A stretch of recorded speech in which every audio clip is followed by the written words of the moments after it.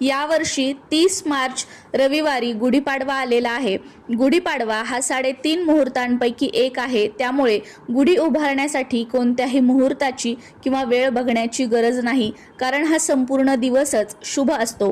गुढी ही शक्यतो सकाळी सूर्य उदयावेळेस उभी करावी, तेव्हा शक्य नाही झालं तर जोपर्यंत कोवळं ऊन असतं तोपर्यंत उभारावी, पण शक्यतो भर दुपारी किंवा वाटेल तेव्हा गुढी जी आहे ती उभारू नये। सकाळी गुढी उभारली तर दिवसभर ती आपल्या दारासमोर, अंगणात किंवा तुम्ही बाल्कनीमध्ये गच्चीवर उभारलेली असेल तर ती राहते।